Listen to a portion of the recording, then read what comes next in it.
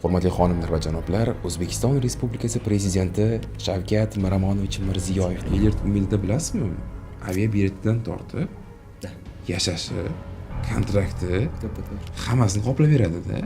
Gugurchi ham olib ketmaydi. Keyin to'g'risini aytish kerak, qaysi davlatda bor men bilmayman, lekin bunaqa narsa bormi? El-yurt umidi bilan Yaponiyaga ketdilar. 4-kursni bitirishim keldilar. Hozir dekan bo'lib ishlayaptilar. Ko'plab joydan taklif tushadi, chunki el-yurt umidining kadrlariga boshqacha nazar bilan qarashadi ko'pchilik. Bekor el-yurt umidi emas-da. Yurtni, vatanni umidi. Mana shu chet elda o'qib kelib, ertaga mamlakatiga, vataniga xizmat qiladigan inson, jamiyat vakili degan bu. El-yurt umidining suhbatida ham ana o'sha biliminglarni chiqarib berish uchun suhbat qiladi. Har bitta mamlakatda kamida 3 ta 4 ta o'zbekistonlik mening obunachim bor ekan. Hamma abituriyent o'ylaydi. Men chetga chiqsam, ishim tayin, boraman, kamida 5,000 $10,000 kutib turibdi, chiroyli kutib o'tiribdi. Uyda mehnat qilmagan bolalar chet elda borib, qanaqa mehnat qilayotganini men ko'rib hayron qoldim. Adliya vazirligining matbuot xizmatiga kirsa bo'ladi-da. Misol uchun-da, ijtimoiy siyosiy hayotda qanday nutqning o'rni qanaqaligi, notiqlikni o'rgatadi, misol uchun lider degan odam. Zo'rsan, gap bo'lishi mumkin. Biliming bor, boshqa ishontira olmadim. Ko'plab kitob o'qiydi, lekin uni hayot yashatmaydi. Yur ustozning ketdi. Qadriyatingga tushadimi? Fikrlashingga tushadimi? Qidir o'sha ustozlarni, yopishib ol unga. Shularni ketidan yurgin. Lekin o'sha Ashid Sadullayev yoshlar saraganining direktori xursand bo'lganlar sho'ri bu katta ishonch deganda. Boshqa matbuot kotiblari hazil qilib kichkina deb chaqiradi. Ana bor to'ra maktab kichkina deydilar hammalar. Nechtasi uzun ishlagan bo'ladi, nechtasi shunchaki mana shu tizimdan boshqasi o'tmagan bo'ladi. Oliy ta'lim tizimida berayotgan bilimdan tashqari qo'shimcha o'zi mustaqil o'rganganlar yutadi. Xo'sh, assalomu alaykum hammaga. Avvalambor Prep kanali kuzatuvchilariga YouTube'da navbatdagi son podkastimiz chiqyapti. Bilasiz, undan avvalgi podkastlarimiz el-yurt umidi g'oliblari bilan edi. Bugun ozgina burilish qilmoqchi bo'ldik, ya'ni ijtimoiy yo'nalishlar, ozgina ijtimoiy umuman mavzularda gaplashishga qaror qildik. Har doim zerikdik o'sha el-yurt umidining g'oliblari yo'q. Bugun endi sal jamiyat haqida ham gaplashaylik. Faqat chet el haqida emas, o'zimiz O'zbekistonda nimalar bo'lyapti. Shuni bilish uchun mana bugun podkastimizga mehmon taklif qilganmiz. Ismlari Shohruh aka, Shohruh Qo'chqorov, yoshlar faoli. Mana bugun podkastimizga yo'q deb kelmaganlar uchun avvalambor men sizga juda ham katta rahmat aytaman, Shohruh aka. Agar anaqa qisqacha o'zingizni tanishtirsangiz, auditoriyaga bilib oladi. Assalomu alaykum barchaga, assalomu alaykum hurmatli do'stlar. Bizni ijtimoiy tarmoqlar platforma orqali kuzatgan do'stlarimiz, yoshlar, abituriyentlar barchaga. Ismim Shohruh, familiyam Qo'chqorov. Ayni qadar bu yuqori ta'kidladingiz, yoshlar faoli, yoshlar vakili, targ'ibotchi, ijtimoiy tarmoqlarda endi blogerni tanishadi ko'pchilik. Bundan tashqari o'zimiz yoshlar vakilimiz, yoshlar agentligida loyihalar rahbari sifatida yuritamiz, yoshlar qonun loyihasida. Bundan tashqari o'zim iqtisodchiman, jahon iqtisodiyoti va diplomatiya universitetini tamomlaganman, xalqaro iqtisodiyot yo'nalishini. Hozirgi kunda To'ron bankda, Bosh bank respublikasida boshqaruv raisining axborot siyosati masalalari maslahatchisi, matbuot kotibi lavozimida ishlaymiz. Salkam 2 yil bo'ldi. Respublikadagi eng yosh matbuot kotibi, rahbariyat tarkibida nimaga desangiz, bu ham bir endi qaysi yoshlarga berilgan ishonchda endi bu ham ishonch. Mana shu narsalar natijasida. Shohruh aka, menda bir savol bor. Bizani kuzatadiganlar hammasi, men o'ylayman, shu bilimdon odamlar. Ular uchun keling bitta ozgina ochiqlab ketaylik. Yoshlar faoli deganda o'zimiz nima tushunishimiz kerak? Avvallaring tushunamiz, maktabda barkamol avlod, yoshlar yetakchisi, maktablarda bilinardi. Mana endi hozir siz har xil yo'nalishlar bo'yicha yoshlar faoli. Yoshlar faolining missiyasi nimadan iborat o'zi? Ana o'sha siz aytgan barkamol avlod, maktab paytidagi yetakchi deysiz-ku. Biz mana o'sha 2018-17-yillardan Yoshlar ittifoqi sardori bo'lib shakllanganmiz. Qaysidir ma'noda o'sha loyihalarni ham bizda shakllanishimizga sababi bor demoqchiman. Nimaga desangiz, nutqimiz, omma oldida gapirishimiz, o'zi jamoa bilan ishlash, psixologiya deydimi, umuman olganda o'zini tutish, yondashuv deydimi, hamma kichik bir maktab davrida endi yosh o'quvchilarga tez o'zlashtirilgan payti bo'ladi. Ular mana shu jarayonda o'zini ustida ishlab, o'rganib, sekin-sekin yana yoshlar faol qanday? Faqat tadbirbozlik emas, yoshlarning hozirgi kunda muammolari ham juda ham ko'p. Ya'ni yoshlarga, misol uchun, turli xil masalalar bo'ladi ularda hayotida, misol ijtimoiy sohada deymizmi, iqtidorlarni kashf etish bo'yicha. Endi misol uchun o'zimiz stipendiyalar olganmiz, islohotlar bilan g'olib bo'lganmiz, turli tanlovlar, turli g'oliblarga erishganmiz, stipendiya mukofotlarga erishganmiz. Endi yoshlar faoli deganda faqat o'zi yuradi, balkim ortidan o'ziga o'xshagan shu kabi yo'nalishlarda ham yangi kadrlar tayyorlaydi. Ya'ni o'rgatadi. portfolio tayyorlash qanaqa bo'ladi misol uchun yo bo'lmasam ijtimoiy siyosiy hayotda qanday nutqni o'rni qanaqaligi notiqlikni o'rgatadi misol uchun lider degan odam umuman bolalarni boshqarish deganda topshiriq bersang bo'ladi emasda hayot ya'ni ularni boshqarish deganda to'g'ri iste'dodi iqtidoriga qarab yo'naltirish bu ham bir hozirgi kunda bir masala misol uchun bittasi keladi media sohasi juda ham kuchli lekin majburiyatdan uni endi oddiy qilib aytganda yuridik universitetga kirasan yo palonchi universitetga kirasan deb aytishgan majbur o'qiydi lekin iqtidorini qidirsangiz u boshqacha lekin shunaqalarni lekin ham yurist bo'lish kerak ham media sohadan ketgisi keladi bular qanday nima qilsa bo'ladi demak adliya vazirligini matbuot xizmatiga kirsa bo'ladida misol uchunda yo'nalish qiziqishlarni birlashtirib endi kollaboratsiya qilib endi misol keltiryapman bunaqa yoshlar ham juda ham ko'p ularga yo'nalish ko'rsatish kerak ustoz shogird an'anasi qancha ustozlarimiz bor misol uchun ulardan sekin boshma bosh o'rganib kerak bo'lsa yo'naltirish masalasini maslahatlar olish masalasi ilgari suriladi yoshlar vakili vazifasi shu deb o'ylaymanda misol uchun Shohruh aka manda bitta yaxshi savol paydo bo'lib qoldi bilasiz endi baribir bizani o'zi umuman faoliyatimiz El-yurt umidi faoliyatiga doir El-yurt umidi masalan suhbatlariga o'quvchilar tayyorlash bilan ko'pincha faoliyat olib boramiz endi o'sha yerda bilasizmi o'quvchilarni maskani deb aytaman 10 tadan 9 tasida ya'ni keling 90% deylik bitta muammo bor ya'ni bu notiqlik ya'ni bilimi bor dunyoqarashi zo'r lekin eng qizig'i shu o'tirgan hay'at a'zolariga o'zini kim ekanini yetkazib bera olmaydi bor bilimini yetkaza olmaydi yoki ishontira olmaydi bilasizmi mana ko'p men e'tibor beraman El-yurt umidi suhbatga kirgan o'quvchilarimizni hay'at a'zolari aytar ekanda zo'rsan gap bo'lishi mumkin biliming bor boshqang bor ishontira olmading deydi ho'p endi mana o'zingiz aytyapsiz yoshlar faoliman ketimdan yoshlarni tortishim kerak keling shularga bir zo'r maslahat bering qanaqa qilib notiqlikni rivojlantirsa bo'ladi va основном 11 sinf bolalar topshiradi lekin ishonasizmi magistraturaga topshiruvchilarda ham nutq yo'q introvert gapirgisi kelmaydi hayot babi ochadi ularni birdan no tanlovda baribir yuzish uchun bir ikkita balki uni yo'nalishi bordir siz o'zingiz boshingizdan o'tkazgan balki zo'r savol berdingizda endi mana misol keltiraman o'zim Sirdaryodanman Guliston shahridan maktab birinchi sonli xorij tillar maktabida o'qiganman birinchi marta esimda 5-sinfda intervyu berganman ya'ni shunaqa majburiyat qolgan endi srediniyadan kelishgan tayyorgarlik ko'rganmiz hamma intervyu bergan sen ham berasan deyishgan endi men tasavvur qiling o'sha paytda peshonasidan terlar oqib ketib mak ismi esimdan chiqib ketib qolgan bolam misol uchun birinchi marta intervyu bergan odam qanaqa bo'ladi hayotida keyin sekin rivojlanadi nimaga mana shu ko'proq intervyu berish kerak harakat qilish kerak birinchi misol uchun aytyapman endi o'zim tajribamdan kelyapmanda keyin ko'proq tadbirlar bo'lganda boshlovchilik bo'lishga harakat qilardim boshida hayajonlanardim boshida biron bir fikrimni bildira olmasdim yo bo'lmasam esimdan chiqib ketib qolar she'rlar yodlagan paytlarimizda misol uchun keyin boshlovchi bo'lsak sekin improvizatsiya o'rganasiz birinchidan vaziyatga moslashishni o'rganasiz misol uchun yo bo'lmasam turli xil tadbir jarayonlarida chiqib ketishga harakat qilasizda shunaqa improvizatsiya boshlovchilik o'zi boshlovchida hamma gap misol uchun o'sha paytlarda birinchi navbatda o'sha ko'proq o'sha sohani misol nimadan qo'rqyapman hayajonlanyapman intervyu berishda kamera qarshida ishlashmi demak men ko'proq kameraga o'zimni otishga harakat qilganman misol ikkinchisi so'z boylikni oshirish u qanday misol ko'pchilik aytadida ko'p kitob o'qish kerak to'g'ri kitob o'qish kerak kitobning ham o'rni bor lekin uni qo'llamasa uni ahamiyati kamroqda misol uchun ko'pchilik ko'plab kitob o'qiydi lekin uni hayotda ishlatmaydida o'zi parazit so'zlar shunaqa so'zlashadi u allaqachon misol uchun har xil so'zlar bilan boyitib o'zini fikrlarini siyosiy terminlarni qo'shgan holda man bitta endi sirda ochaman sizga mana o'zimni shogirdlarim ukalarim biladi har tongda Yangi O'zbekiston gazetasi bor Yangi O'zbekiston gazetasini bilsangiz yangi sonda birinchidan yangiliklar bo'ladi siyosiy axborotlar beriladi har yangi sonini o'zim ochib ertalab baland ovozda o'qishga harakat qilaman xuddiki boshlovchilardek misol qiling assalomu alaykum yurtimizda misol uchun xorij xabarlar deb yangi davr bo'ladi o'sha dasturlar shunga o'xshab biz ham o'zimizcha endi o'zim har kuni assalomu alaykum hurmatli do'stlar bugun sizlarga yangiliklarni e'lon qilib boraman Yangi O'zbekiston nashrining birinchi soni misol uchun O'zbekistonda limonchilikning faoliyatini rivojlantirish bo'yicha amalga oshirilayotgan islohotlar endi o'qib ketamanda birinchidan kunlik axborot haqida xabardor bo'laman ikkinchisi siyosiy terminlarni o'zim uchun belgilab qo'yaman qaysi termin tushunmadim qaysini tushundim qaysini ko'proq foydalanishim kerak keyin misol uchun so'zlaringizdan foydalansangiz misol bu so'zlar foydalansangiz ko'pchilik sizga nisbatan demak ilmli o'zi shunaqa ham odam ilmli bo'ladi lekin bu narsa foydalanishi ham kerak o'z so'zlarida agar foydalanmasa bu o'rgangan bilimlari menimcha faqatgina ichga yutilib qolib ketadi El-yurt umidini suhbatida ham ana o'sha biliminglarni chiqarib berish uchun ham suhbat qiladi mening fikrim To'g'ri. O'zi El-yurt umidi 2018-yil ochilganda yoshlarni, iqtidorli yoshlarni qo'llab-quvvatlash uchun bir loyiha bu. Endi men gapdan gap chiqmay ikkinchi bir fikr aytib o'tay, kelib qolgan paytida. Bilasizmi, mana yaqinda ko'plab davlatlarda bo'ldimda. Mana London, misol uchun London, Germaniyada bo'ldim.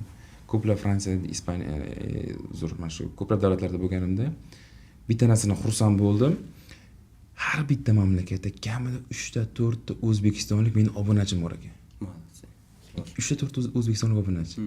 Boryapman davlatga, story qo'yapman, ya'ni bilasizmi, yozyapti, aka qayerdasiz, boramiz. Odam boqish shunchalik xursand bo'lib ketadi. Birinchidan, chunki meni obunachilarim hozirgi kunda adashmasam 60 mingdan oshiq bo'lsa, lekin misol 1 million emas, 2 million emas, katta blog emas, lekin meni ana kontingentim asosan talabalar, yoshlar, o'zimiz ishlashga harakat qiladigan yoshlar deb ayta olaman bemalol. Kelyapti, hech bir joyda bir o'zim yolg'iz qolmadim-da. Butun bir viloyat davlatlarda aylanganimizda ham men hamma joyni ko'rib chiqdik yoshlar bilan. Shunda bir narsani his qildimki, mana yoshlar bilan gaplashdim, suhbatlashdim. Ularni baribir eshitasiz, gaplashasiz, nima bo'lyapti, sen hayotda qanday o'tyapti, qanday yashayapsan degan savol berasiz birinchi navbatda. Ular endi qanday, ular elakdan saralanib qolganlarda ular. Ya'ni biz boshida 5-6 kishi kelgan edik. 5-6 kishi kelgan edik. O'qishga kirgan edim. Oson deb o'ylagan edim, hamma o'qigan edi, lekin yo kontrakt to'lab harakat davom etish kerak, yo bo'lmasa ish qilib davom etish kerak degan masala ham ko'tarildi. Keyin men hayron qoldim. Nimaga? Birinchidan kontrakt qimmat. To'ppa-to'p. Ikkinchidan, ular o'ylaydi, har bir O'zbekistonlik yoshi o'ylaydi, hamma abituriyent o'ylaydi. Men chetga chiqsam, ishim tayin, boraman, kamida 5 ming, 10 ming dollar turibdi, chiroyli kutib o'tiribdi. Boraman, olaman, yarimni o'qishimga, yarimni sayohatga ishlataman deb mazza qilib beraman, lekin qanaqa ishda ishlayman? Qanaqa ishda ishlayman men? Kechirasiz, bilasizmi? Uyda mehnat qilmagan bolalar chet elda borib, qanaqa mehnat qilayotganini men ko'rib hayron qoldim. Ana o'sha mehnatlardan shakllanib, yillar ustida ishlab, kerak bo'lsa u kuryerlik qilgan, ya'ni yetkazib beruvchi bo'lgan.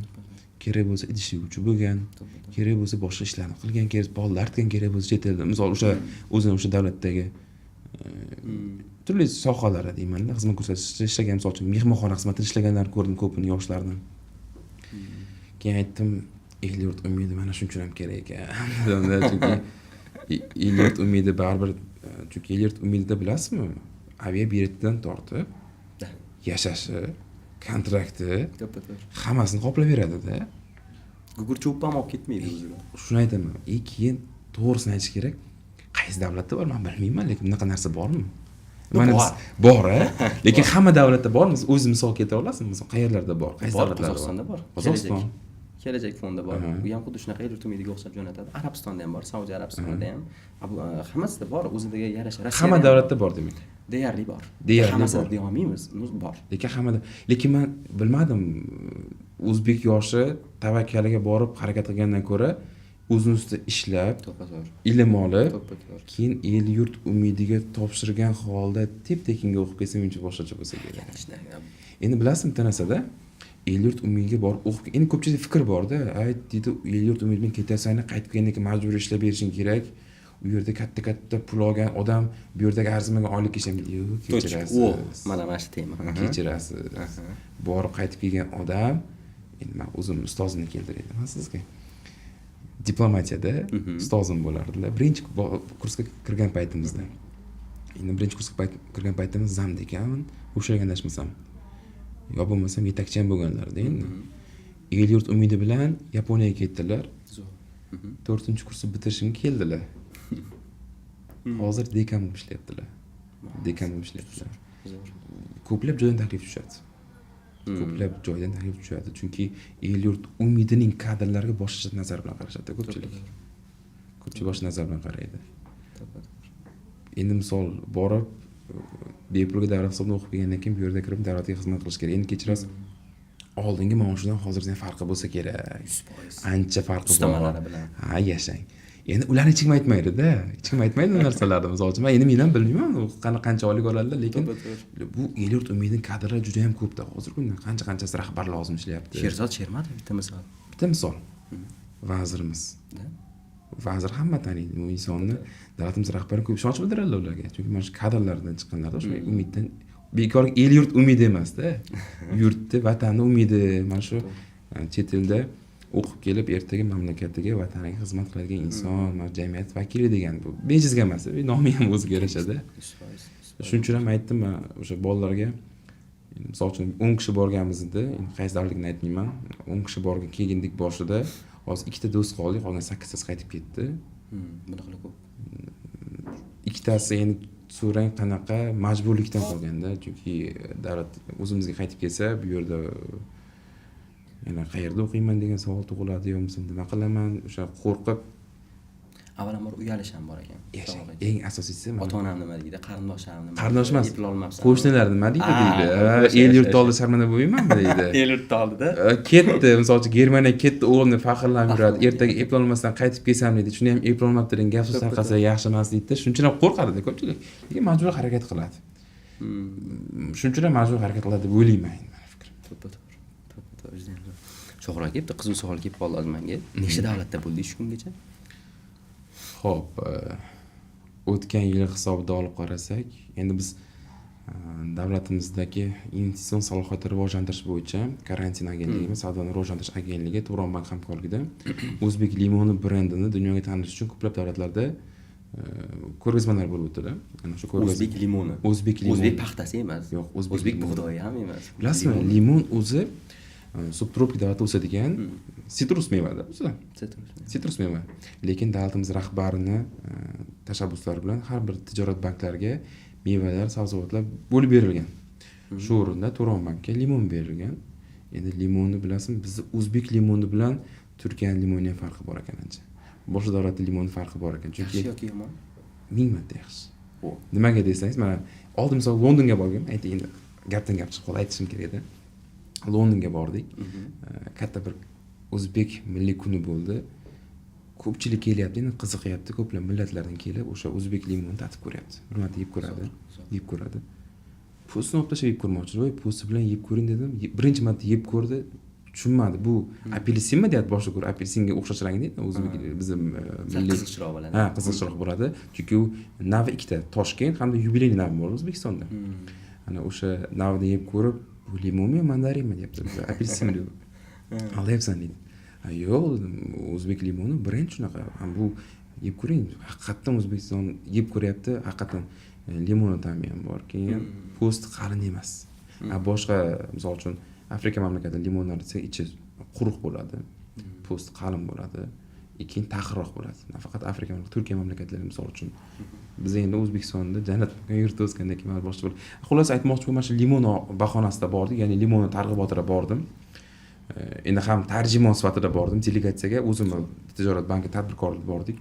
Ham tarjimon, ham tashkilotchi, ham bir axborot media vakili sifatida ijtimoiy tarmoqlar o'sha PR qilib yoritish brendini butun bir dunyoga hamkor kollaboratsiya qilish. Misol uchun chet elga borganimizda ham ularning hamkor televideniyalari bilan, bloglar bilan ishlash masalasini kiritdik, kollaboratsiya qilib birgalikda shartnomalar imzolash masalasini kiritdik ko'plab davlatlarda. Ana o'sha misol uchun Londonga bordim, Latviyaga bordim, Germaniyada bo'ldim, Singapurda bo'ldim. Shu Malayziya, Tailand davlatlarida bo'ldikda, qo'shni davlatlarda. Asosan o'sha ko'p davlatda bo'lganim shu yoshlar bilan uchrashdim. Aniqroq ular men bilan uchrashdi. Ya'ni xursand bo'lgan bilasizmi? Men o'zbekistonliklar bormi deb o'ylagan edim. Lekin ular ko'p ekan. Juda ko'p. Juda ko'p. Juda ko'p. Xursand ham bo'lasiz, bir tomondan xafa ham bo'lasiz-da.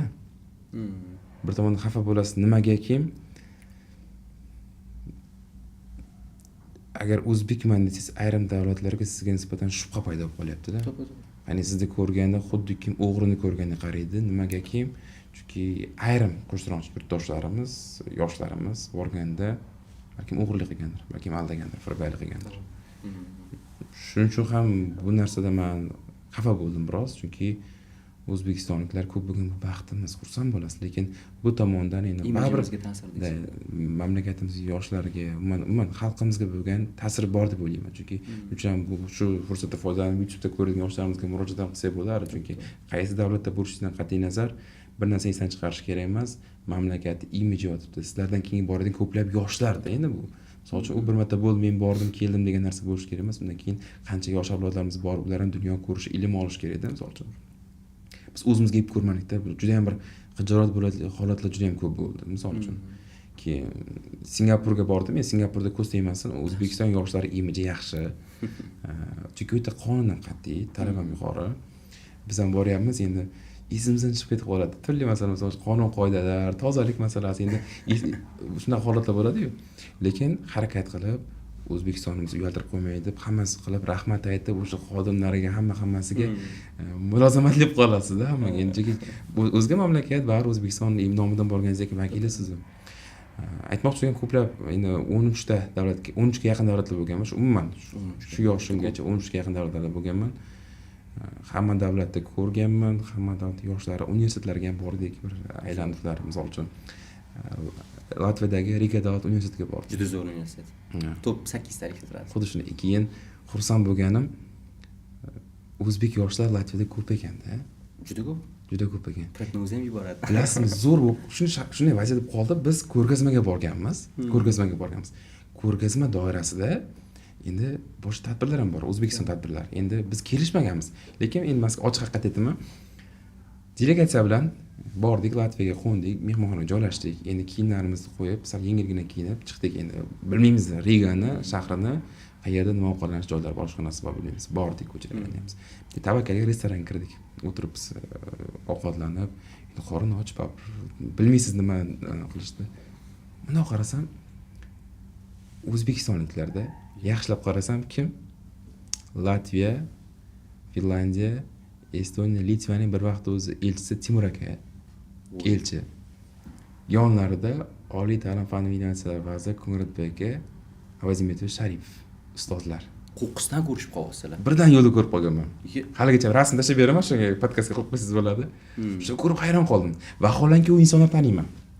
Diplomatiyada o'qiyman, ana elchilar bilan tanishib chiqamiz, baribir bilamiz, faoliyatlarini ko'p ko'rishganmiz.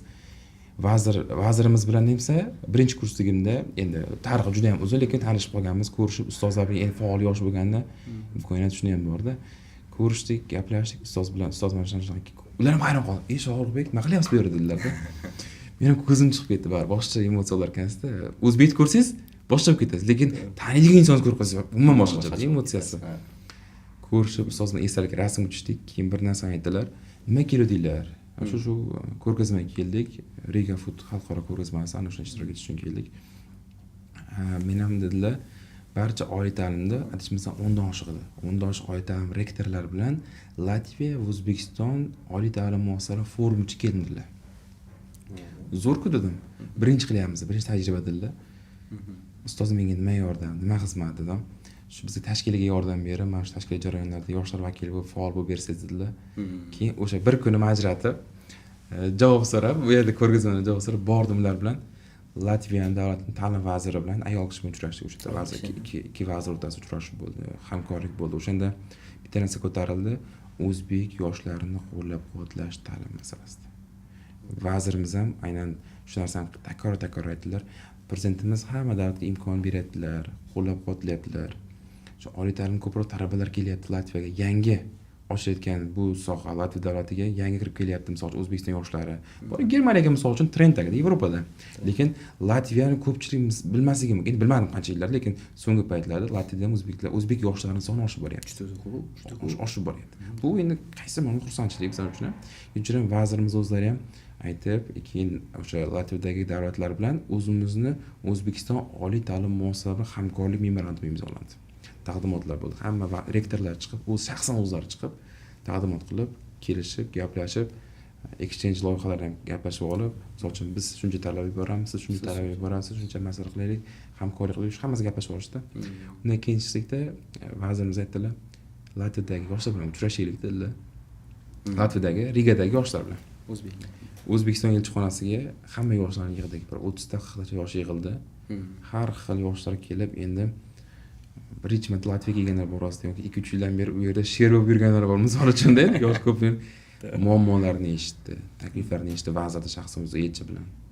U yerda misol uchun siz qanday sharoitda yashayapsiz, qanday bo'lyapti, misol uchun bilasizmi, kvartira, ijarada xonadonlar tursa, misol uchun endi o'zimiz so'm aytaylik, misol uchun 1 million so'm to'lasa oyiga yana 1 million so'm uni soliqlariga qanaqadir ketar ekanda. shunaqa adashmasam shunaqa dedida endi boshqa endi juda ham ko'p masala bo'ldi. Muammolar aytyapti, endi vazir yechim berishga harakat qilyapti. Elchixona bilan kimga qanaqa yordam kerak, kimdan masala qo'llab kerak, qo'llab masalasi kerak. Xulosa o'sha yerda ko'p yoshlar bilan gaplashdik. Bitta narsa Latviyadagi yoshlar, Riga shahridagi yoshlar qiziqishi yuqori, lekin aksariyat ko'pi, endi men gaplashganim ko'pi, balki bilmadim endi ko'pi O'zbekistonga qaytib yaxshi ishlab, yuqori daromad olishni niyat qilgan. Zamonaviy kasblar o'rganyapmiz deydi bu yerda. Riga texnik universitetidan ko'plab startaplar shug'ullanyapmiz deydi. Aytyapti O'zbekiston bilan sotmoqchiman. Xullas juda ham ko'p masala bor ularda. Bitta endi men yoqqani, endi ko'proq bilmadim, balki boshqa davlatlarda mana shunaqa vaziyat bo'lmaganligi uchun ham Latviyaga borganda men ko'proq maza qildim. Negaki ko'proq yoshlar bilan ko'rishdik. Ustozlar bilan ko'rishib qoldik. Juda ham ko'p tarixiy narsa bo'ldi. Lekin borishdan oldin Latviyaga borishdan oldin o'ylagandim, nimasi bor ekan. Misol uchun Germaniyaga borsangiz Frankfurtga borasiz, Kyolnga borasiz, yo bo'lmasam Berlinga borasiz, joylar bor. Fransiyaga borasiz, Parijga borasiz misol uchun. Yo bo'lmasam Dubayda boshqa shaharga borasiz. Misol uchun borgan joy bo'ladi-da o'zini. Ammo Latviyaga borsam nimani ko'raman deb tavakkaliga bordik. Endi majburiyatdan boryapmiz. Lekin afsuslamadim, maza qildim deydi-yu. Faqat yoshlar bilan gaplashib, suhbatlashib, ularni yashayotgan sharoitlarni ham ko'rdik kerak bo'lsa. Ko'pida endi majburlikdan yashayotganlar ham bor. Ijara masalasida qiynalayotganlar bor. Birgalar bor, yaxshi sharoit topib, o'zi ishlab, ish topganlar bor. Birgalar esa ko'rdik, arendaga, ya'ni vaqtinchalikka mashinalarni olib, taksichilik qilib, ya'ni haydovchilik qilib, pul topib, yana o'sha arendadan bir oy to'g'ri kelmay qolyapti ko'pchiligidan. To'g'ri. Musofirchilik qiyin a? Oson emas ekan. Oson. Men ham boshida o'ylaganimda oson bu.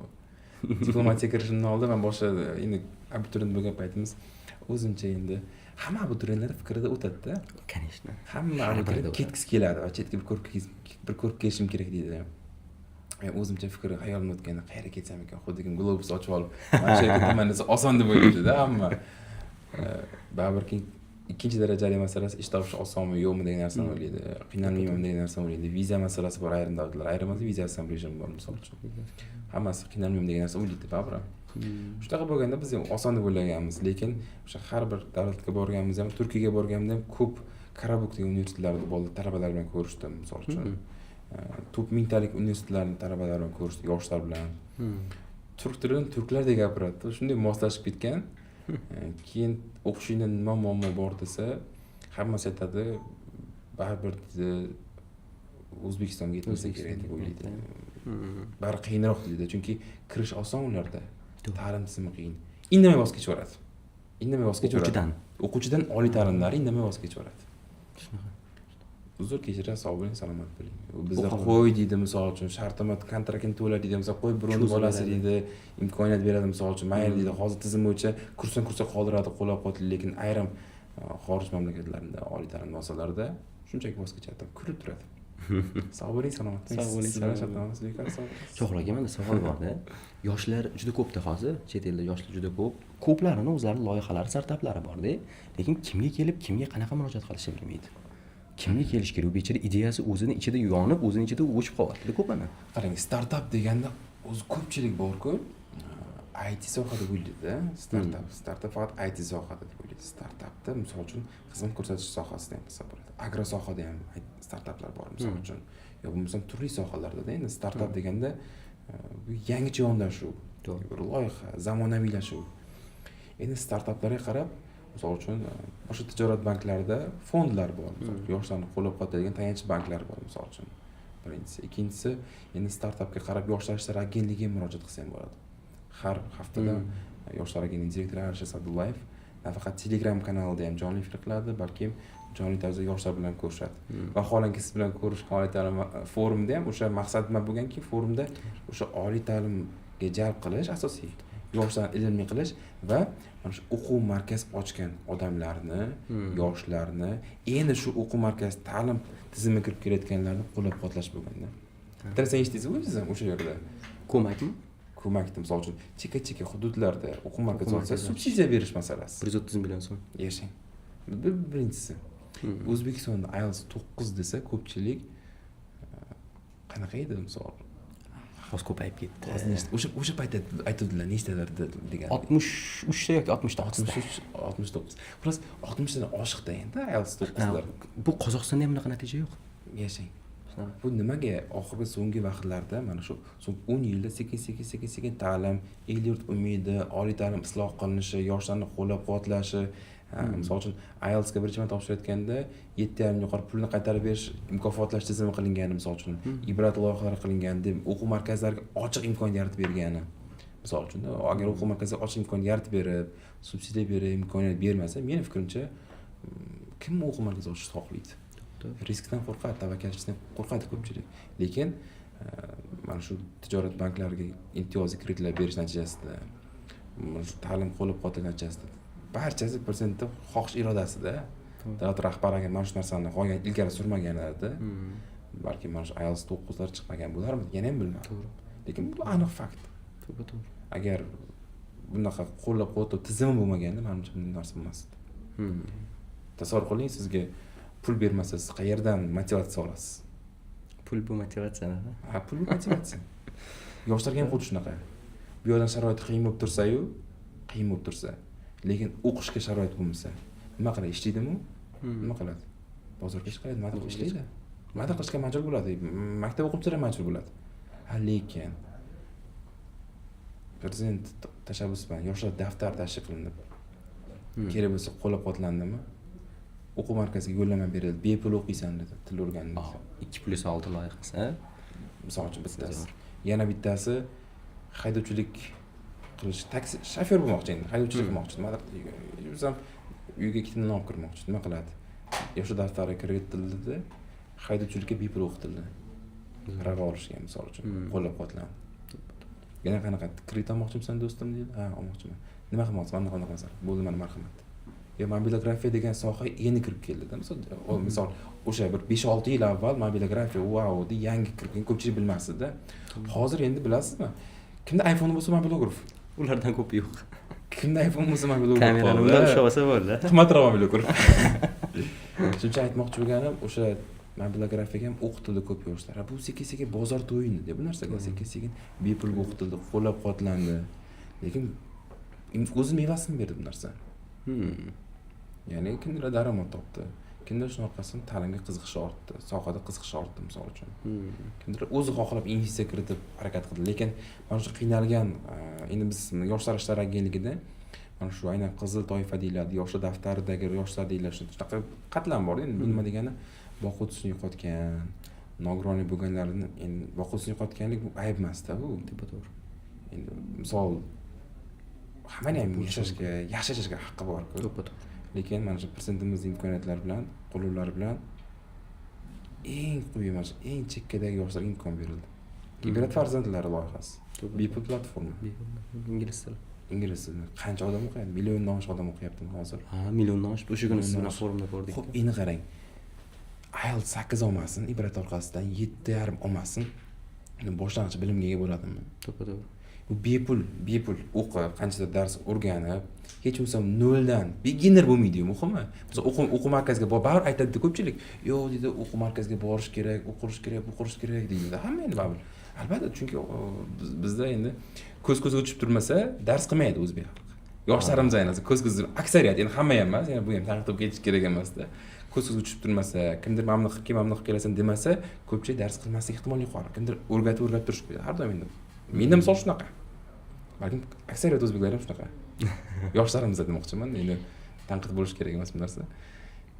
Nimaga desangiz, mana shu narsa bo'lsa, baribir boshlang'ich beginnermi, boshlang'ich ko'proq bilimlarni oladi o'ziga ko'pchilik. To'g'ri. Keyin yangi funksiyalar qo'shilib, chatlashish, ya'ni ustozlarga biriktirish masalasi bo'ldi ibrat loyihalarda. Misol bu narsa. Nafaqat til o'rganish, hamma sohada imkoniyat bor-da. Hozir misol uchun Turon bank yoshlar ishlari agentlik hamkorlikda yoshlar uchun nima loyiha ko'p aytasiz. Boya ham aytasiz. Endi podkastni boshlash oldin savol beraman Turon bankka nima qildi yoshlar uchun deb aytaman degan. Sen keyingi savolga o'tib ketyapman. O'zimga o'zim boshchilik qilib o'zimga o'zim savollarga javob. Afv-maysiz? Turon bank bilan yoshlar ishlari agentlik hamkorlikda ustoz AI loyihasi bor. Turon bankniki. Turon bankniki emas, Turon bank yoshlar ishlari agentligi birgalikda hamkorlikda ustoz AI platforma ishlab chiqilgan. Zo'r. Bilmasdim, hozir bildim to'g'ri. Ustoz AI platformasi bilasizmi? Bu zamonaviy kasb deyman. Hamma mana hududlarda, xos men Namangandan keldim. Boshqa hududlarda bo'ldim. Birinchi bergan savolim kim deyman? Bepul deyman. $1000, $2000 kursni bepul o'rganishni xohlaydi. Men to'lab beraman deymanda. Ishonasizmi? Hamma aytib o'qishga ko'taradi. Men deydi. O'sha bepul o'rganamiz ham men deydi. Lekin hammada bunday imkoniyat bor. App Store'dan, Google Play'dan kirib, ustoz AI'ni yuklab olib, zamonaviy kasblarni bepul o'rganishingiz mumkin. Zamonaviy kasb o'zi nima desam, hamma o'tiradida. Mobilografiya, birinchi mobilografiya. Ikkinchisi turadida IT deydi. Hop, ITdan soha yo'nalishlari ko'p, tarmoqlar ko'p. Qaysi IT? Jam turadi. Training deydi. U yo'q lekin dedi. Yo'q. Nima? Mayli, xafa bo'lmang. Mayli, qo'shib qo'yaman deb qo'yaman. Lekin mana sayt yaratish, video montaj, no code degan masalalar bor. Misol uchun mobil videografiya, video montaj, xullas hokazo yo'nalishlar bor. Juda ham ko'p tarmoqlarda. Keyin limonchilik kursi ham bor. Limonchilikda qo'shib qo'ygan. Chunki biz boshqa homiylikda deydik. Zamonaviy kasblar bepul o'rgatiladi. Hech bo'lmasa boshlang'ich etapda o'rganib olib, o'sha darslarni ko'rib chiqib, oltin, kumush, bronza sertifikat oladi. Oltin, kumushni olasiz. To'g'ri, istalgan filialga borasiz, sizga bepul karta ochib beradi. Plastik karta. Xo'sh. Misol uchun, bitta imkoniyat. Yana siz mobilografiya kursini umuman ustoz AI'ga kirib, o'sha AI loyihasiga kirib, hamma kursni tugatib coin yig'asiz. Ustoz coin degani tangalar, ya'ni ustoz tangalarni yig'ib chiqasizda, uchrashuvlar. Misol uchun siz Alisher Zafarov bilan ovqatlanishni xohlaysizmi, Alisher Sa'dullayev bilan? Yo'qsa Hasan Husan tadbirkorlarimiz bo'ladi, misol uchun Korzinkani egasi, misol uchun. Zafar aka qo'shing, misol uchun. Shunaqa tadbirkorlar bilan ko'zi ko'ringan uchrashib, ertalab bir biznes lan chiqishni xohlaysizmi? Конечно. Xohlaysizlar. Ustoz AI do'stlar. Ustoz AI qiling. Yuklab olasiz, darslarni o'qib chiqasiz, tangalar yig'asizda, ko'proq tanga yig'ib, keyin sotib olasiz. Ya'ni tangalaringizni almashasiz. Bepulga bilimni pulga aylantirasiz. Notebook olsangiz bo'ladi, telefon olsangiz bo'ladi, smartfonlar. Turli xil maishiy narsa sovg'alar olsangiz bo'ladi, yutib olsangiz bo'ladi, o'sha tangalarga borib sotib olasiz. Wow. Tangani qayerdan olasiz? Kuling vazifalar bajarasiz, test ishlaysiz, darslar o'rganasiz, onlayn chatlar bo'ladi, o'yinlar bo'ladi har xil, yoki bir o'zaro bellashuvlar bo'ladi. Misol uchun siz Surxondaryodan bo'lsangiz, men Namanganda bo'lsam, onlayn tarzda ikki kishi musobaqalashamiz, tangalar uni bellashibdi, misol uchun bilmaysiz, tanimaysiz. Tavakkaliga o'sha tizim orqali mana shu narsa ham bir platformaga aylandi. Bepul narsa desa ko'pchilik bunday o'ylaydi, qadr bo'lmaydi. Qadr bo'lmaydi, lekin bu narsa endi baribir shu narsani rivojlantirishimiz kerak. Bu hammasi ustoz AI, misol uchun zamonaviy kasblar bepul o'rgatish, ta'lim, fanlar ham bor, ingliz tili, matematika, ona tili, har xil fanlar ham bor. Misol uchun abituriyentlar uchun zo'r narsa bu narsa. Tayyor bilimda bu narsa. Ustoz AI, ibrat tillar. Xorij tilini o'rganmoqchi, faqat ingliz tili, rus tili emas. Nemis tili bor, fors tili bor, turk tili bor, ispan tili bor, italyan tili bor. Hamma tili bor-da, koreys tili ham bor-da. O'rgansa bo'ladi. Boshlang'ich, hech bo'lmasa boshlang'ich, yo'q, men baribir o'quv markaziga boraman, noldan boshlayman deganda, noldan boshlashdan avval bepul nima tizimlardan o'rganib olsa, qaysi darajada agar bilim oshadi deb o'ylayman, o'quv markaziga borsa ustozi qiynalmaydi, o'zi ham ko'proq vaqt ketib qolmaydi pul qiymat jihatdan. To'g'ri. Nima to'g'ri desiz? Yo'q, to'g'ri. UzChess loyihasi bor. UzChess endi bu shaxmat aqliy o'yin. Uni rivojlantirish kerak. Misol uchun shaxmat o'ynashni ko'pchilik bilmaydi. Yana bitta loyiha bor, mutolaa. Kitobxona. Kim o'qigan misol uchun? To'g'ri. Ko'pchilik bahonasi bor-da, vaqtim bo'lmaydi, ishim ko'p. Audio formati bor, audio formati bor. Ish qilib ham eshitsa bo'ladi misol uchun. Shunaqa loyihalar juda ko'pda, endi mana sekin-sekin yangi tizim. Endi bu ancha yillardan beri bor tizim. Yoshlar ishlari agentligi tomonidan davlatimiz rahbarining qo'llovlari, misol uchun ustoz AI loyihasi prezidentimiz farmoni bilan qilingan bu narsa. Prezidentimiz tashabbuslari, prezidentimizning mana shu huquqiy, qonuniy qo'llab-quvvatlovlari bilan butun bir xalqimiz uchun qilingan loyiha. Hamma loyiha shunaqa. Tashabbuskorlar davlatimiz rahbari. Chunki yoshlarga imkon kerak, qo'llash kerak, yaratish kerak. Ularni yo'naltirish kerak turli sohalarga, ularni yaxshi ish topib, yaxshi hayot kechirish uchun ham harakat bo'ladi bu narsa. Endi bir narsa aytaman, sal g'alatiroq bo'lishi mumkin bu narsa.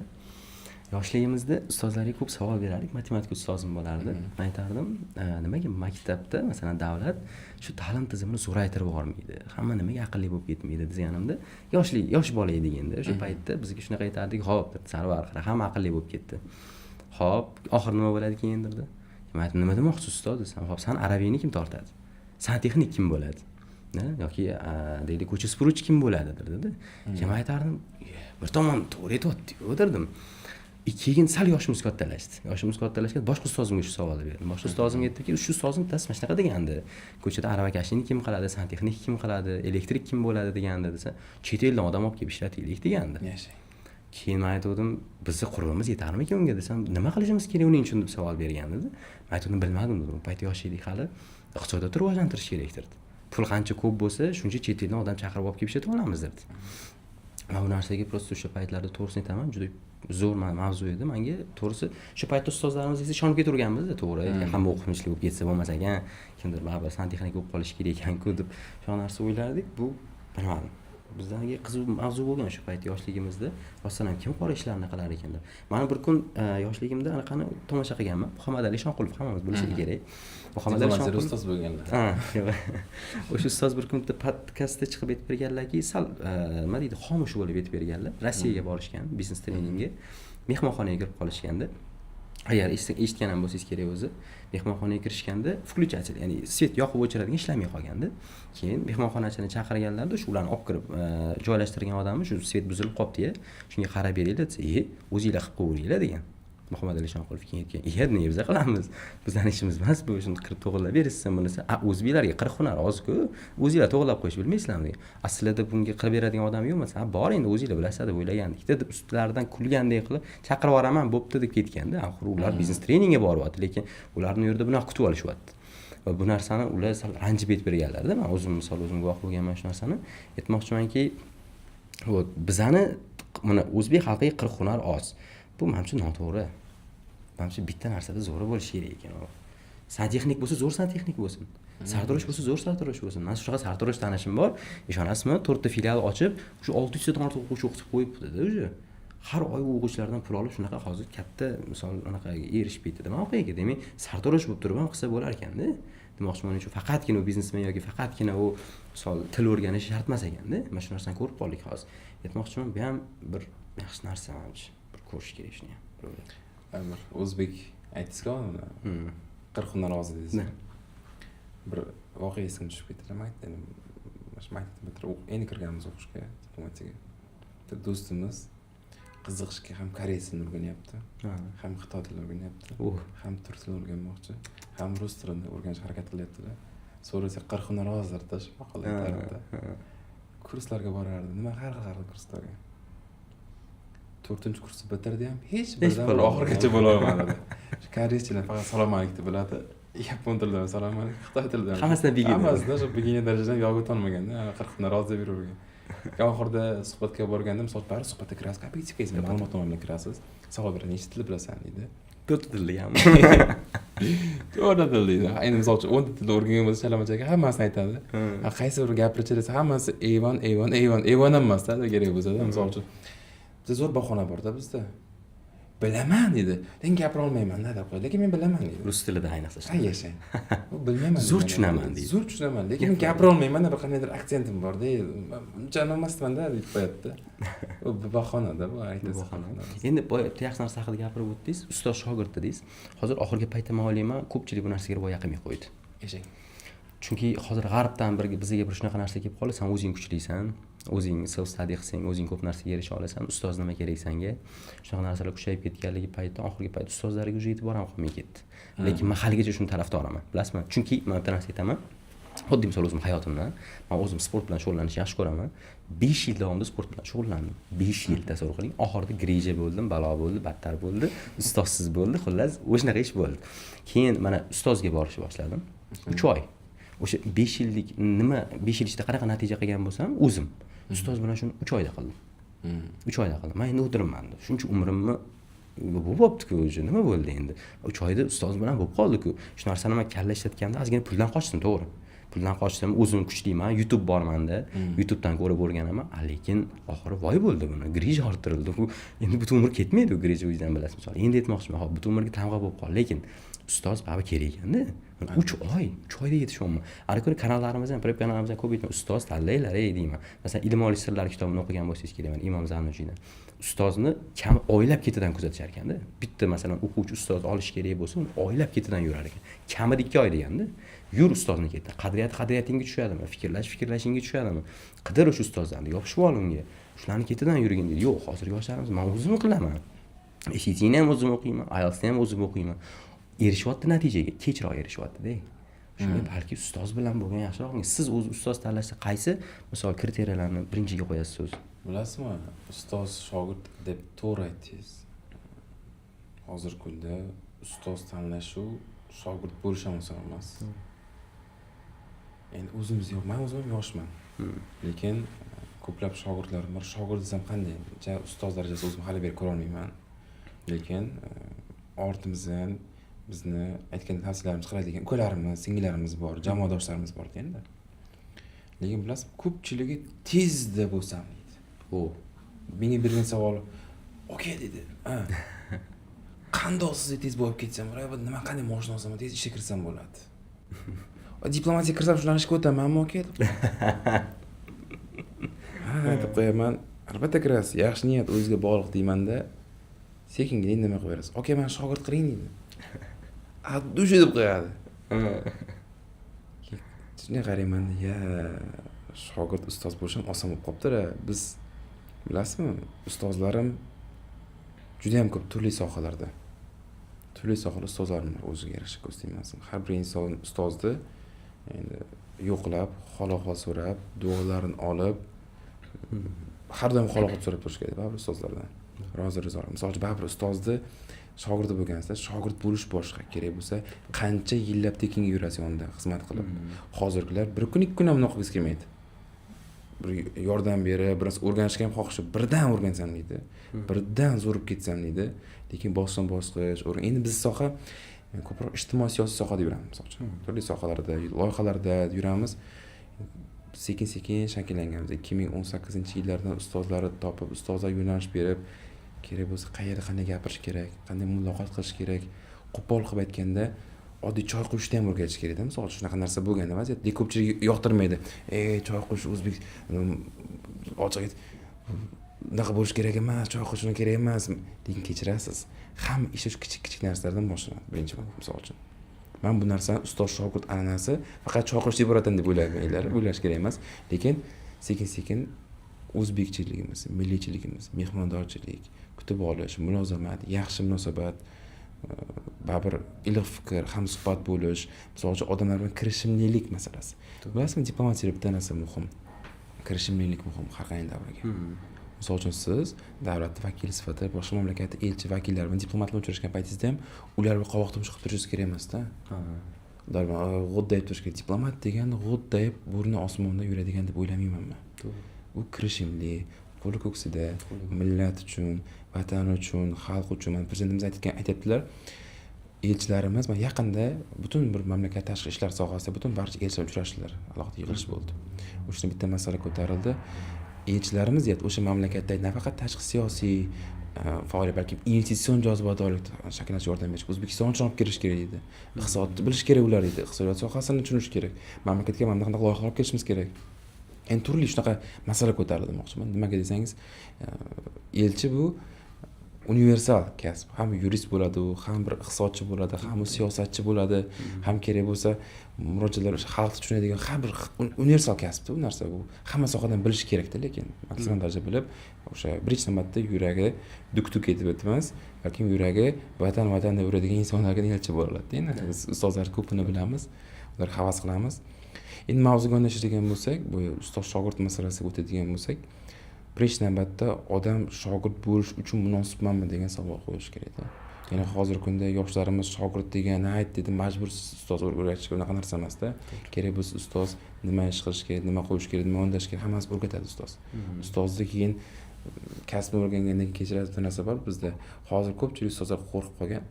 Hunar sohasida aytaylik-da. 2 oy 3 oy yonida o'rganadi-da, birdan o'zini ustozga raqobatchi deb bilib, o'zidan ustozdan o'tib ketaman deb o'ylab o'zicha harakat qilish kerak. Lekin qadimda bo'lganmi?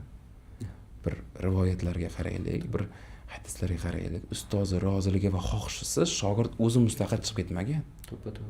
Qancha ustozlar aytadi, misol uchun. Zayt Muhammad Ali Shonqurovlarimiz podkastlarda aytgan ko'pchilik, misol uchun. Ustozni roziligini olib, o'zi bo'ldi, sen mendan zo'r bo'lding, ketaver endi deb ruxsat bermaguncha yo'q. Hozir 2 oy o'rganadimmi? Misol saltroqchi deylik-da, o'rgandimmi? Alohida o'ziga joy olib, birdan ketish harakatini qilib qurishni boshlaydi. Chunki o'zini professional ko'rishni boshlaydi. To'g'ri. Osmonda yuradi. Shunisi ham bor. Ko'pchilik yoshlar osmonda yuradi. Maktablarda kecha uchrashdim. Bir qanaydir xafa bo'lib ketdim. To'g'risini aytaman, xafa bo'lib ketdim.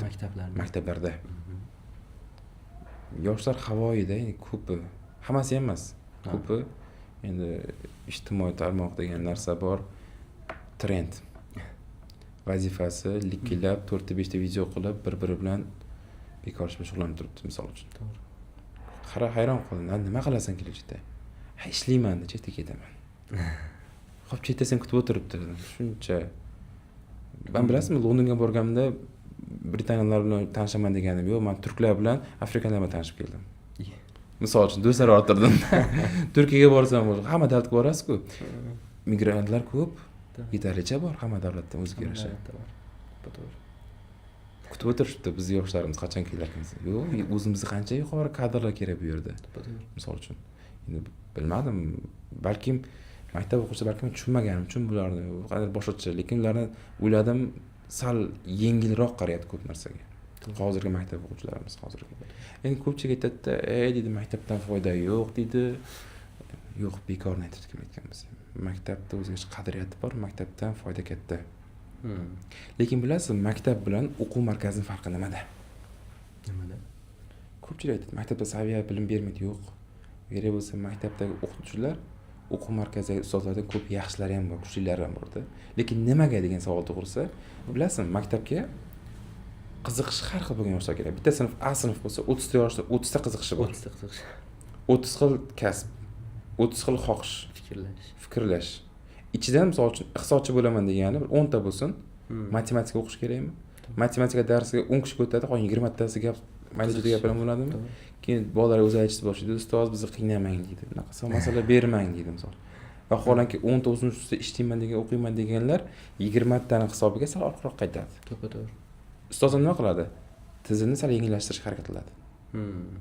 To'g'ri. Ha, o'quv markaziga borsangiz, matematika faniga kirsangiz, sarlanib keladimi 100 ga yaqin yoshlar bitta guruhda misol uchun 30 ta guruhda bor, hammasi matematik. Bir maqsad atrofida. Step by step o'sib bo'ladi. Sekin-sekin birdan. Ham o'qituvchi qiziqtiradi, ikkimta qo'rquv bo'ladi. Hayda borsa-chi meni guruhidan misol uchun yaxshi o'qimaysan. O'quv markazim bormi misol ayrimlarda. Uka sen naqalamasa kursdan kursga tushirib yuboraman, yo'q kichkina guruhda o'qiysan. Uyalganda, vijdoni qiynalganda, ota-onasidan qo'rqqanida, chunki pul berib qo'yganda, pul berib o'qiyapti-da. Shuning uchun vijdoni qiynalib, o'sha qo'rqqanidan o'qiydi. Maktabda esa bepul birinchidan. Bepul. Qadri bo'ladimi? Yo'q. Keladi, yo'qlama uchun ketadi. Ikkinchidan hammani qiziqishi har xilmi?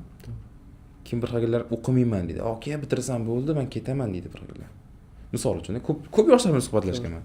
Bitiraman, men ketaman. Ularni bitiraman, ketaman degan kasrga qolgan o'qiyman deganlarda ham maqsadi buzilyaptimi bitta sinfda? To'g'ri. Keyin nima bo'ladi? O'qiyman degan darsga bormaydi-da, yo'qlamadan o'tsin bo'ladi, keyin o'quv markaziga boraman deydi. Tekin bo'lgani qanaqa, pulli bo'lgani qanaqa. Lekin ayrim maktablarda hozir yangicha tizim qilib, misol uchun ko'p ko'rganmiz. Spes sinflar. Yo'nalishlar misol uchun. Matematika, iqtisod o'qiyman deganlar alohida sinf qo'yadi. Yurist bo'laman alohida sinf. Kimyo, biologiya yo'nalishi. Alohida sinf. Qiziqsa qarab yo'naltiradi hammani. Kasb o'rganaman deydimi? Alohida kasb qilib, qanaqadir adashmasam, o'quv monomarkazlarga ham biriktirib qo'yganman adashmasam. Eshitdim-da, bir qaysi maktablar biriktirib qo'ygan monomarkazlar kasbga bepul yo'naltirish bo'yicha. Aytasiz-ku, boya kun duradgorlik qiladi, kim bir misol uchun kasblarda ham sekin-sekin rivojlanyapti. Misol uchun kimdir aytadi, o'qishmanga emas edi, tan oladi. Men dedim, men iqtisodchi bo'lmayman, o'qishmanga emas edi yoshlar. Men deyman, qani endi shu narsa bahonamikin yoki bu haqiqatdan shunaqa narsa bormi? Mana o'qish unga bo'lmagan bolalar bor. Lekin bitta narsani tan olib aytish kerak, bilmadim, balkim u majburiyatdanmi deyman, ba'zida misol uchun pul topish shart majburiyat. Endi o'qish bu investitsiya-da, u vaqt talab qiladi. O'rganishingiz kerak, o'z istashingiz kerak, biroz mablag' talab qiladi, keyin harakat qilish kerak, misol uchun. Toshkentda ko'pchilik talabalar nima uchun tez o'zgarib ketadi bilasizmi? Ko'pchilik mana kontraktni to'laydi, ota-onasi to'lab berganlar yaxshi o'qib, o'zini ustida ishlab davom etadi. Agar ota-onasi bo'ldi, o'qishga kirding, kontraktni to'lab beraman, qolgan o'zingning kuningni o'zing kechirasiz, uni yeb ichishi bor, yashashi bor. Nima qiladi keyin? Yetkazib beruvchi ovqat, kuryer bo'lib ishlashi mumkin. Yo'qsa bir restoranda ishlaydi, boshqa bo'lsam. Ba'zi sharoitga borib taqiladi-da, hammaning sharoiti bir xil emas-ku. To'g'ri tushunish kerak. Xuddi shuni ham, misol o'sha aytganingizdek, boya yuqoridagi yoshlar ham ko'pchilik aytadi yo'q deydi menga to'g'ri kelmaydi deydi. Misol uchun bitta bolaga 1 oyda o'rgansa o'sha oladigan bilimni ular ba'zida balkim dangasalikka ham balkim o'zini xohishi yo'qdan 2-3 oy 4 oylab kerak bo'lsa vaqt ketib qoladi ular o'rganish uchun xuddi shu narsani bilimnida. Shuning uchun ham balkim men hammani qiziqish har xil. Misol uchun men hozir kimyo biologiya o'rgataman desam o'qimayman men. Chunki men tushunmayman kimyo biologiyani. To'g'ri. Tibbiyot sohasiga ketmayman men. Xuddi tibbiyotchilarga ham, tibbiyot sohasiga o'qiyotganlarga ham iqtisod tushuntirsangiz, matematikani o'sha kerakli oliy matematikani o'rgatsangiz e'tibor ham bermaydi hech kim kimga, chunki hammani qiziqish har xil. Hamma qiziqish har xil. Xuddi shunday kimlar kasb qilib pul topib ishlashni xohlaydi. Hunarmandchilik qilib, lekin hunarmandchilik qilib ham yo kasb tanlab ham yomon bo'lganlar yo'q. Qanchasi o'zini sohasi mutaxassislar. Misol sartarosh deylik, sartarosh boya aytdingiz-ku. Bilasizmi, blogerlik qilib, sartaroshlik qilib, qancha kreditlar olib, o'zini sohasini ochib, qancha brendga aylanganlar bor misol uchun sartaroshlikda. Balkim ular ham yoshida kursga borgandir o'quv markaziga. Kimga emas deb ketgandir, to'g'rimi? To'g'ri. Har xil vaziyatda bo'lishi mumkin. Balkim oliy ma'lumotlidir. Biroq oliy ta'lim bitta diplomni olib, lekin baribir o'zining yuragidagi kasb, o'zi xohlagan qiziqishi tortib ketgani uchun boshqa sohaga ketgandir. Misol shunaqalar ham bor-ku. Bo'lishi mumkin. Albatta bo'lishi Shunaqa ham bor. Zo'r. Endi mana shu narsaga fikringizni bermoqchiman. Yaqinda bir kompaniyada HR bo'lim boshlig'i bo'lib ishladim va oliy ta'lim HR xodimlar bilan ishlash, endi ko'pchilik izoh berib ketding. xodimlar bilan ishlash bo'limi boshlig'i bo'lib ishladim va juda ko'plab rezyumelar qabul qildim. 4-kurs yoki universitetni bitirganlardan mana shu o'zimiz xususiylarni bitirishgan. Endi nomlarini aytib o'tirmay, oylik talablari kamida 5-7 million so'mdan boshlanadi. Men tushunaman ularni ham yaxshi, chunki 40 million, 50 million kontrakt to'lab o'qigandan keyin shunaqa oylikka ishlash kerak. Paydi, no degan joyi bor. Rezyumelarini ochsangiz ichi bo'm-bo'sh. Hech nima yo'q. Yo'q, absolyutno yo'q. Men telefon qildim. Og'riqli nuqta. Telefon qildim. Ismlari Aziza ekan bittalarni. Aziza, shunaqa ekan, menga yoqyapsiz misol, lekin ish o'qitingiz yo'q. Mayli, IELTSdan 7 bo'lar ekan. Bo'l, uni ham o'sha insa kirish paytida olgan ekan, shu bilan hech narsa qilmabsiz. Lekin oylikni 7 million so'rab qo'yibsiz deyapman. Ha, 7 milliondan kamga ishlay olmayman deb. Kim aytayapman, Aziza, xafa bo'lmang. Bu siz qanaqa qobiliyatingiz bor sizni ish qilish? Nima qila olasiz desam, endi o'zingizlar o'rgatib olasizlar deydi. Men aytdim, bu g'alati bo'lmadimi bu? Men sizga o'rgataymi yo 7 million oylik beraymi? Universitetda nima qildingiz? Manizmiki o'qidim deydi. Anaqa deydi, yani nima deydi? Studentlik davridan foydalanib qolishim kerak edi. Student edim-ku, men studentlikni his qilishim kerak edi deydi. Aytdim, "Xo'p, hech bo'lmasa 3 million so'rang. Biz sizni stajyor qilib boshlang'ichga, internshipga olaylik, volontyorlikka olaylik, ish o'rgataylik 6-7 oy. Endi men aytaman, "Yo'q, unaqasi bo'lmaydi. Men shuncha kontrakt to'ladim, endi ishlayman 3 millionga" dedi. Keyin men aytayapman, "Xo'p, 7 million o'zingiz men aytdim unga aytaman. O'zingizni men o'rnimga qo'ying, ish beruvchini o'rniga qo'ying. Sizni oldinga hech nimani bilmaydigan xodim keldi va siz unga shundoq ham qo'shimcha ish ham o'rgatasiz, unga bilim berasiz ekanda, ya'ni 7 million pul ham berar ekansiz. Siz uchun bu normal holatmi?" dedim. Ajoyib. Deyapman-da, keyin aytsam, o'ylanib qolyapti-da. Yo'q, endi baribir men ota-onam qo'ymaydi-da, bu. Xo'p, balkim shunaqa payt. Mayli, birinchi kursni suring, studentlik davrini suring. Ikkinchi kursda ham suring. Uchinchi kursda balkim ishlab ko'rishni imkoniyatini ko'rish kerak emasmi o'sha student? Misol bu sizda bunaqa misollar bo'lgan bo'lsa, nima qilsin 3-4 kurslarda ishga borish kerak. Davlatda xuddi shunaqa bo'ladi. Tanima deydi menga oxirida. Menga staj kerakmi deyapti. Sizlarni ishlab staj olmasam, men qayerda staj olaman deb. Men aytaman, endi buni bizga kelib aytmaslik kerak-da uni. U kechirib qo'yadi, u 7 million pul berib, yana biz unga staj bersak, unda u bizga nima beradi? Tushunasiz? Ish beruvchi tomonidan noto'g'ri qaraladi bu. Endi menda yechim topa olmadim, to'g'risi. 3-4-kurslarga men misol yechim bera olmadim. Eng zo'r, qayerlarda ishlasin ular endi? Endi qarang, mana shu fikrda endi davom etayda. Mana shu tizimda endi ko'p yurganmiz, ustozlar gapini eshitganmiz. Ma'lumotnomani obyektivga xalq tilida. Hozir hanuzgacha men qiynaydigan savol. Yoshlarga aytaman, obyektivga tashlab ber. Agar yaxshi ish o'rnab qolsa, tavsiya qilishim mumkin kimlargadir, misol uchun ko'pchilik aytadi. Misol ko'p joyda tanishlaringiz biz so'raydi, yaxshi kadrlar bormi shu xorij tilini biladigan deydi, ilmli, o'qimishli, tushunadigan deydi, kirishimli, shustr deydi, kirishimli xalq tilida. Hammasi bitta odamda bo'lish qiyin bu. Qiyin, lekin shunaqa qobiliyatlarni birlashtirsa ham bo'ladi hammasini. Lekin hammasi nutq ravon eplaydigan bormi deydilar, lekin hammasini birlashtirsa yuqori oylik oladi-da, shuni esdan chiqarish kerak emas-da.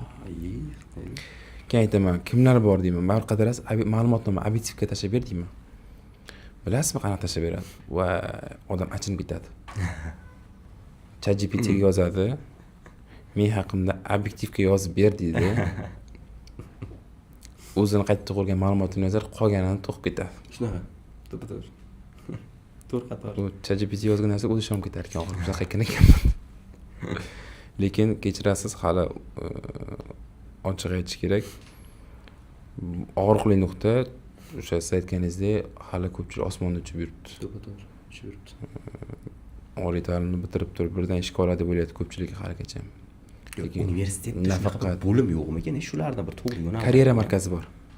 Karyera markazi bor. Ular ham amaliyotga yo'naltirib, endi diplomatiyaga kelib chiqib gapiraman deyman. Diplomatiya karyera markazi borda. Diplomatiya karyera markazida endi o'zim o'qigan uchun yo'naltiradi bizda. Qo'ymaydi. Ochiq bizda diplomatiya qo'ymagan. Sen mana shu bor amaliyot qilasan, amaliyot qilasan, kirishib ketish uchun qiladi bu narsani. Kirishib ketib, ishga olib tavsiya qilib endi lekin tanasidan chiqarishgan oliy ta'lim ta'limga javobgar. U bandlikka emas. To'g'ri. U talabadan ishga olishga majbur emas, ish berishga bo'lsa, ish bilan qaysi oliy ta'lim bo'yniga boradi? 100% talabalar shokir qo'ymaydi, kechirasiz hech kim. Endi tasavvur qiling. 400 ta odam o'qidi deylik, bitirdi deylik. Soha mutaxassisi 100 tasi birdan mutaxassis bo'lib chiqadimi? Yo'q. Nechtasi bekorchi bo'ladi? Nechtasi nomiga eplab o'tib olgan bo'ladi, 4 yil bitirib olgan bo'ladi. To'g'ri. Nechtasi o'zini ishlagan bo'ladi, nechtasi shunchaki mana shu tizimdan boshqasi o'tmagan bo'ladi. Oliy ta'lim tizimida berayotgan bilimdan tashqari qo'shimcha o'zi mustaqil o'rganganlar yutadi. Zo'r.